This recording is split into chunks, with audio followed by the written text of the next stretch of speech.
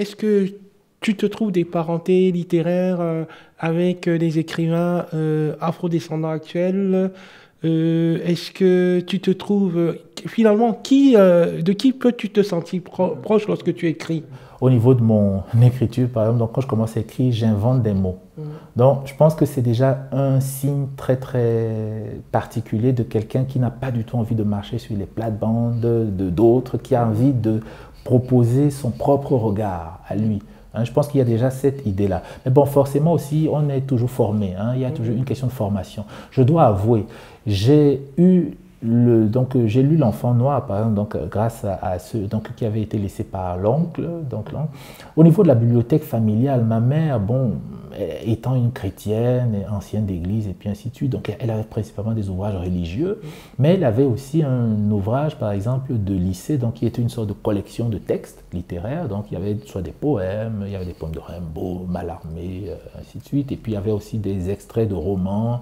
Voilà, donc qui était sous la forme d'études de textes, par exemple, avec des questions, ainsi de suite. Donc ça aussi, ça m'a permis d'élargir beaucoup. J'avais aussi un dictionnaire, hein, donc le dictionnaire m'a permis de découvrir beaucoup d'auteurs et puis de rêver aussi. Hein. Je pense que comme on avait à peu près 3-4 romans, dont notamment à la maison, dont notamment la biographie, bon ça c'est pas un roman, c'est la biographie, l'autobiographie de Simone Signoret par exemple, que j'ai lu, je sais pas, peut-être 10 fois, 12 fois, donc je dévorais en fait ce roman et tout, avec aussi tout l'aspect de la conscience historique et puis l'action politique qu'elle a pu mener à son époque, ainsi de suite.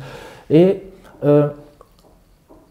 on va dire, pour moi en fait, le besoin finalement de marquer mon écriture par qui je suis se retrouve dès le départ.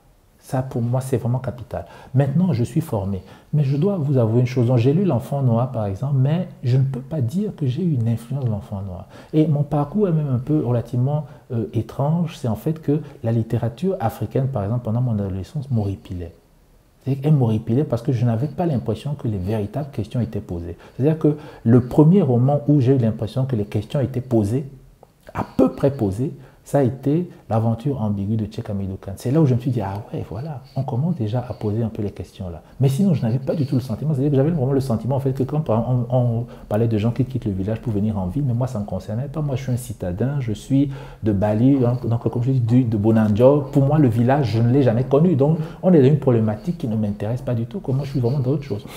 Et le premier roman, et ça, je pense, je vais lui devoir, j'ai une dette, mais éternelle, hein, bon, même si je suis mortel, à Franz Kafka. C'est quand je lis le procès de Franz Kafka que en fait je comprends une chose capitale. C'est-à-dire que Franz Kafka, il met en place un univers bureaucratique, un univers carcéral où finalement l'individu est pris au piège de la société. Et pour moi, en fait, Franz Kafka, c'est un écrivain camerounais. Parce que quand je lis le procès, je comprends le Cameroun. Immédiatement. C'est-à-dire que même en lisant Bongo Betty, par exemple, Ville cruelle, je n'ai pas compris le Cameroun. Mais j'ai lu Kafka, j'ai compris le Cameroun. Pour moi, c'était ça le Cameroun. Vous voyez? Et vraiment, Kafka, c'est le déclencheur. Parce qu'en fait, quand je lis Kafka, je sais que oui, là, il faut que j'écrive. Parce que voilà, c'est ça qu'il faut raconter. C'est comme ça qu'il faut prendre en compte les choses. Vous voyez? Donc, après, maintenant aussi, quand on découvre un peu la vie de Kafka, donc on voit ses propres difficultés familiales, ainsi de suite, sa manière d'essayer finalement de construire, de se construire une vie, une existence à peu près digne à partir de ses propres traumatismes familiaux.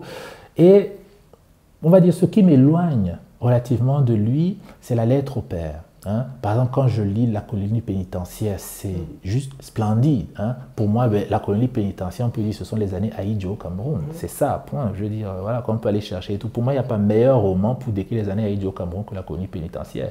Bon, ça peut se discuter, mais voilà, pour moi, c'est vraiment clair, quoi. Donc, mais c'est quand j'arrive à la lettre au père, et où en fait je vois finalement l'impossibilité, parce que justement, et c'est là où la question de la résilience arrive, c'est-à-dire que où je vois l'impossibilité de Kafka de surmonter le traumatisme. C'est-à-dire qu'il a les moyens de surmonter le traumatisme, mais il ne veut pas. C'est comme si quelque chose l'empêche de sortir du traumatisme. Et c'est comme ça que il cesse de me nourrir, parce que forcément, moi, je veux sortir du traumatisme. Pour moi, le traumatisme, c'est littérairement intéressant, mais je trouve que c'est beaucoup plus intéressant quand on est sorti du traumatisme. Parce qu'à l'intérieur, en fait, on est tellement miné par lui que la créativité ne peut pas être poussée à son paroxysme. Mais c'est quand on sort du traumatisme, au final, c'est comme par exemple, quand on vit un événement difficile, ce n'est jamais pendant que l'événement se produit ou peu de temps après l'événement qu'on va pouvoir le raconter ou bien écrire dessus. Il faut toujours sortir, c'est-à-dire qu'il faut bien des années plus tard pour pouvoir écrire. Et ce qui se produit donc justement, c'est que à partir de la lettre P, j'abandonne quelque part Kafka. Je dis non, mais en fait, tu as été intéressant pour moi pour comprendre finalement l'architecture donc de la tyrannie, de la désappropriation du corps, de l'avilissement qu'on veut faire subir aux individus, ainsi de suite. Mais pour sortir de là, tu n'es pas efficace. Tu ne m'apportes pas grand-chose. Et celui finalement qui m'a apporté cette porte de sortie-là, ça a été Hermann Hesse. Donc un écrivain suisse, allemand, qui s'est naturalisé suisse. Et c'est lui finalement qui apporte cette sortie-là, justement. Donc on va dire pour moi, c'est vraiment les deux parentés, les grandes influences. Je pense que c'est les grandes influences. Celui qui fait attention à mes écrits, je pense qu'il va pouvoir lire facilement la trace de ces influences-là. Alors, en fait, lorsque je parlais de parenté littéraire, j'avais un parti pris. Et finalement, tu m'as sorti parce que je voulais évoquer les contemporains, Emile Boom, Max Lobé, Patrice Nganang. Comment tu te situes par rapport à l'écriture afrodescendante aujourd'hui?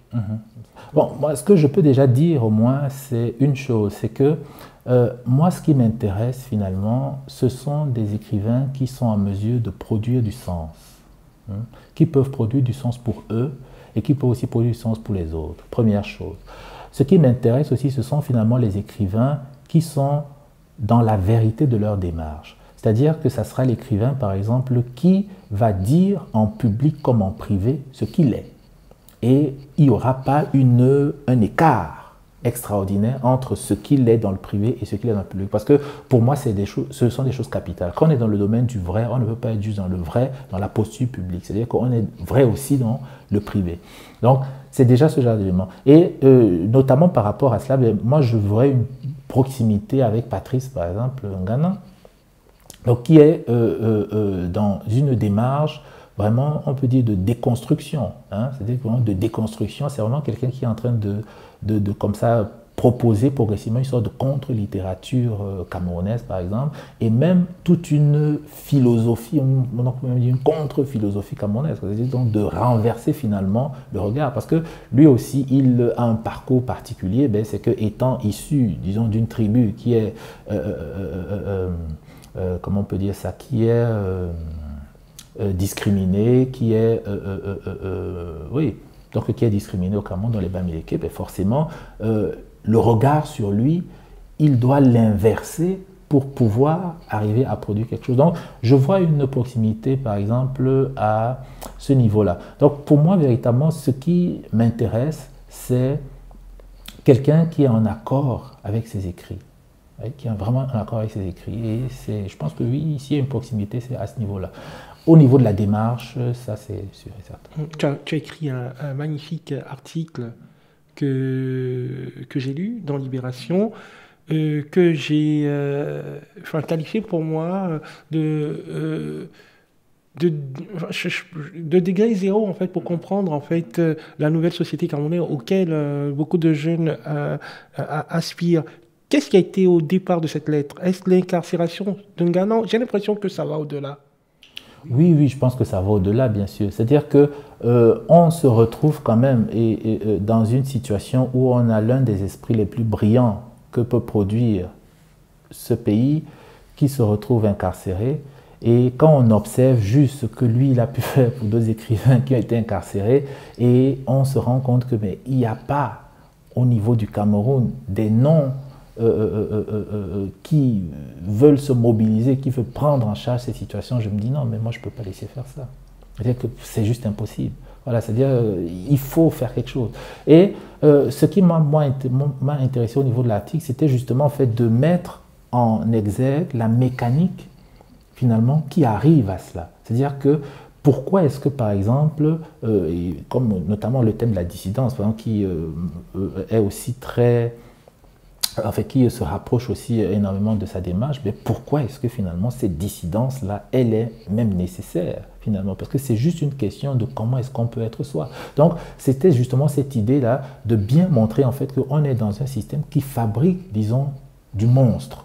Et que pour remettre de l'humain, il faut une sorte d'acte de violence. C'est d'abord une violence sur soi-même, mais aussi, il y a aussi une violence même qui passe par le verbe, que lui, justement, il incarne. Et que c'est cette violence qui passe par le verbe qui va permettre donc de remettre l'humain dans le monstre qui a été fabriqué par un système tyrannique.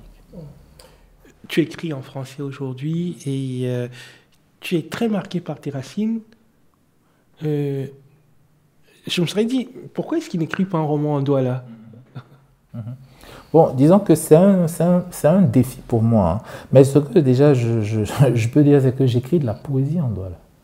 C'est qu'à l'heure actuelle, j'ai des recueils en douala, donc de poésie en douala. Donc j'écris la poésie en douala. Je chante aussi. Donc c'est l'une des choses. En plus, je me suis souvenu de ça récemment, que quand j'étais à l'école primaire, justement au Petit, j'avais une maîtresse qui s'appelait Madame Sipoa, que je ne sais pas si elle existe encore, si elle est encore en vie, mais je me souviens toujours de cela. Et elle aimait beaucoup m'envoyer au tableau pour chanter, pour raconter une histoire. Voilà, apparemment, j'avais un certain talent de divertisseur. Bon, je le prends dans le sens positif. Hein. Et donc, j'écris en douala. J'écris même aussi en anglais. C'est-à-dire que j'ai des poèmes que j'écris en anglais, j'ai des publications dans des revues anglo-saxonnes.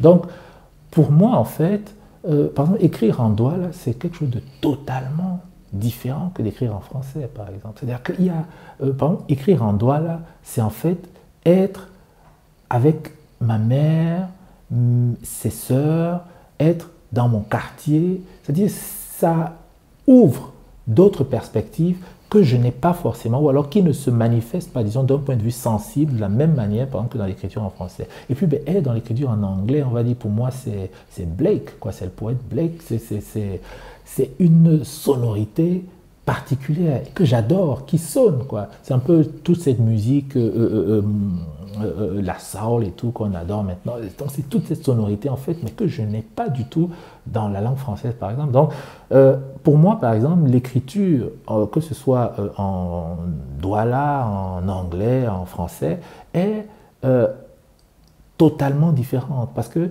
y a différents types d'exploration que chaque langue permet. Voilà. Mais en effet, un de mes rêves, c'est d'écrire. D'abord, on va commencer par des histoires courtes en douala. Notamment, il y a une très, très belle histoire justement de Bélé. Bélé, dont le fils de Douala Makongo, donc un peu l'ancêtre qui a créé le clan Bel dont j'appartiens.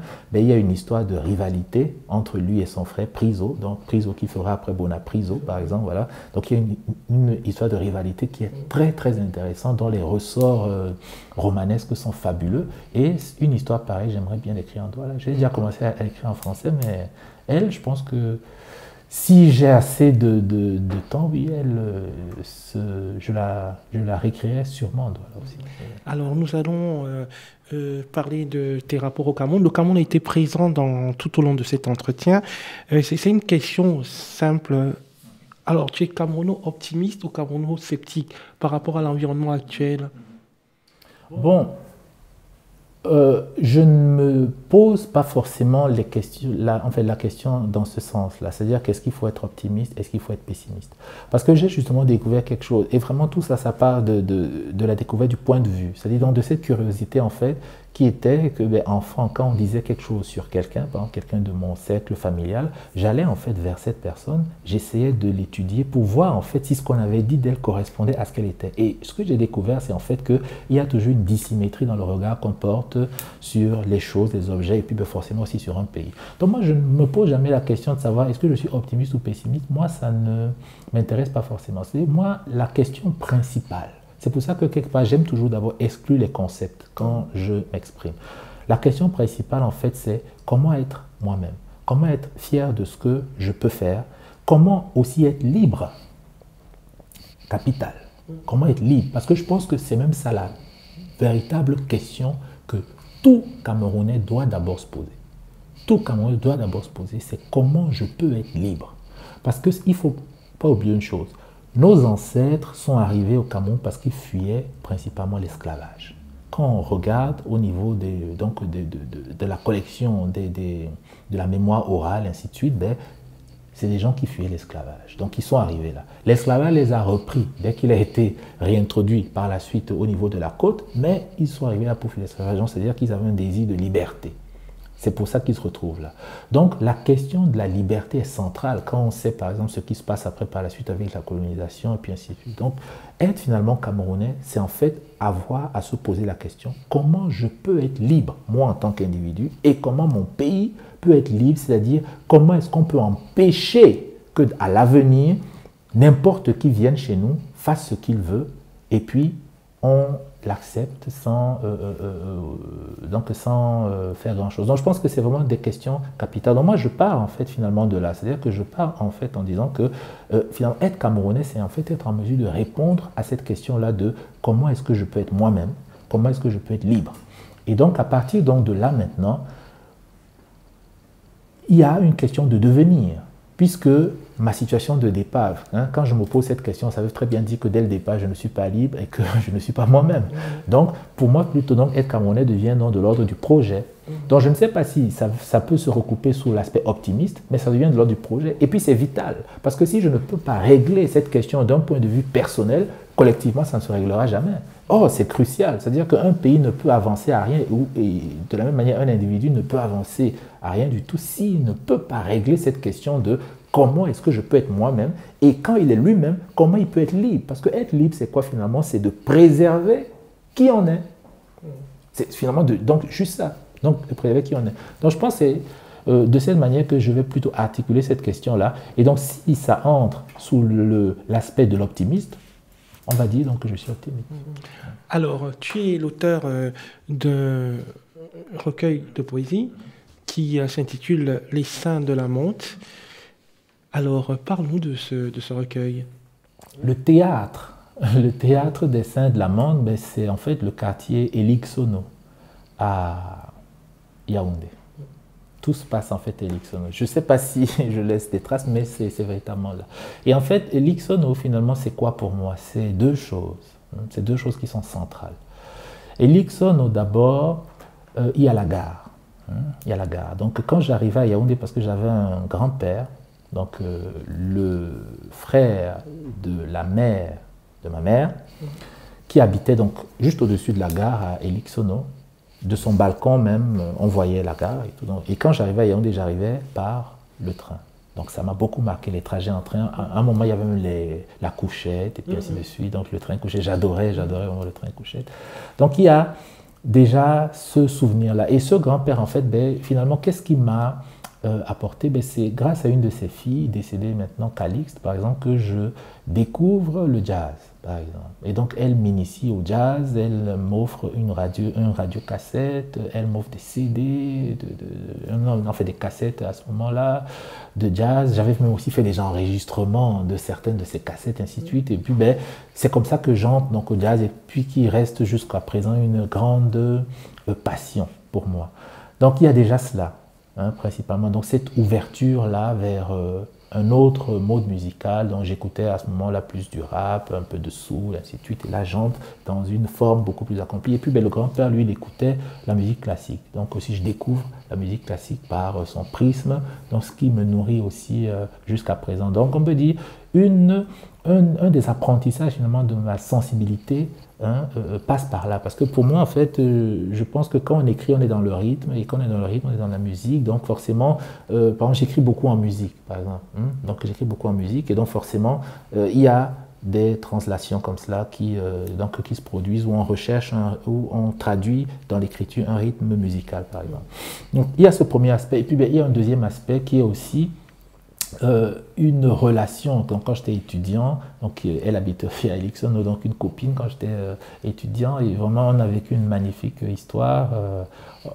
Ses parents, je fais la confidence, ses parents étaient partis en Europe, et puis on s'est retrouvés dans sa villa, en fait donc dans la villa de ses parents pendant un mois à peu près, et c'était la fête tous les soirs. J'ai jamais vécu une période aussi belle que celle-là dans ma vie. Et donc, je ne dirais pas que c'est elle la menthe, mais il y a un petit peu d'elle là-dedans. Donc ça, c'est un peu vraiment les repères, hein, on va dire, marquants de cette histoire-là. Et puis, par exemple, cette fille, elle est Bamileke, et puis bon, et vous ayant expliqué un peu la manière dont les Bamileke sont perçus au Cameroun, et moi qui suis Douala, donc ça fait quelque chose de relativement étrange comme ça. Et donc il y a donc déjà cela. Et maintenant, après, ben, il y a ces questions personnelles un peu qui ont traversé notre entretien, c'est-à-dire qui est la question de comment est-ce que je peux être moi-même, comment est-ce que je peux me réapproprier mon propre corps, comment est-ce que au final je peux être libre, donc étant moi-même, m'étant réapproprié qui je suis, je peux être libre.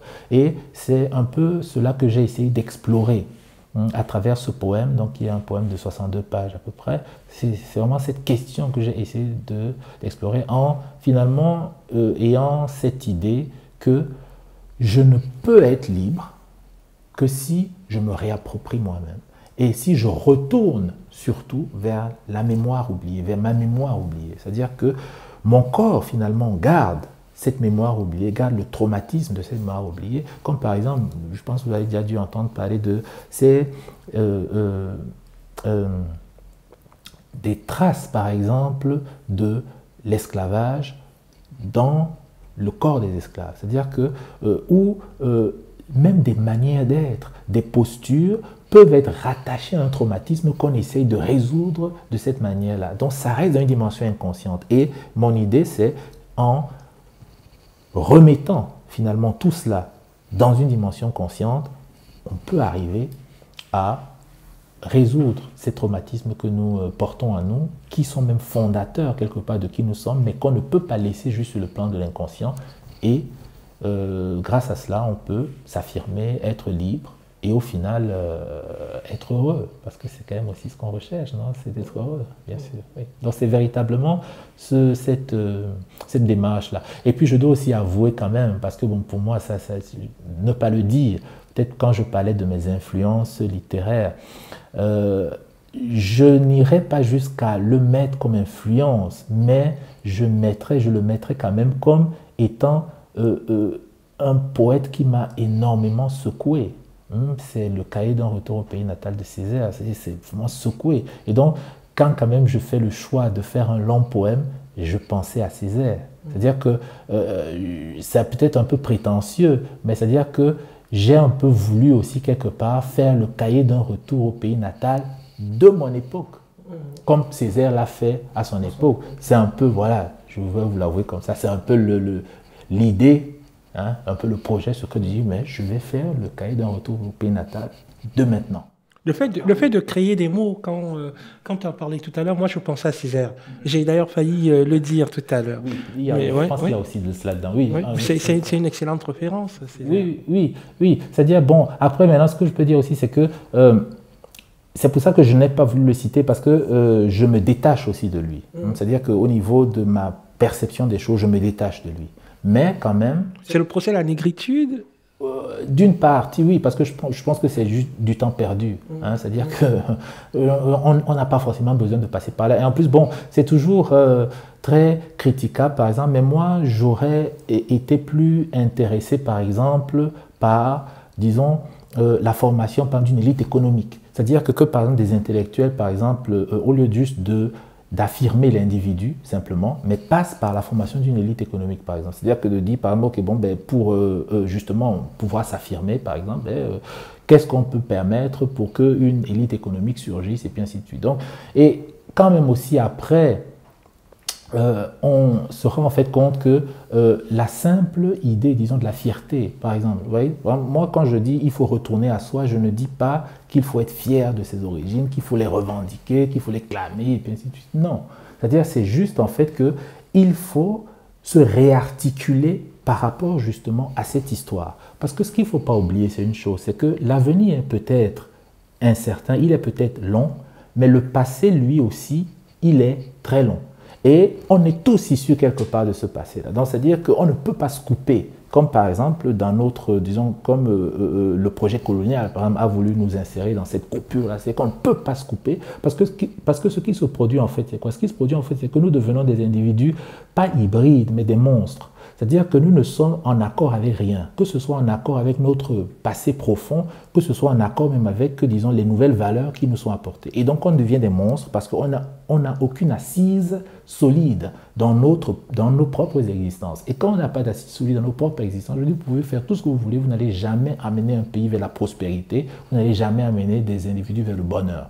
Donc, l'idée vraiment, c'est on va dépasser finalement la simple question de l'affirmation ou bien la question du renversement, par exemple, des valeurs en disant, bon, ben, on va reprendre un terme à connotation négative comme nègre et puis le transformer en quelque chose de positif et puis de valorisant. Non, mais c'est de dire en fait que on va, au contraire, réconcilier qui nous sommes avec notre histoire et construire un projet qui nous inscrit dans une cohérence par rapport à cette histoire-là. Donc, où on n'est plus finalement ces monstres qui n'ont aucune assise nulle part, par exemple, qui parlent français, mais qui ne connaissent pas l'esprit de la langue, parce qu'il y a toujours un esprit d'une langue, qui parlent français, qui parlent leur propre langue, mais qui ne connaissent même pas l'esprit de leur propre langue, donc qui sont perdus comme ça dans un no man's land, et puis qui se cherchent, et puis ainsi de suite, et au final, qui produit des individus totalement malheureux, et puis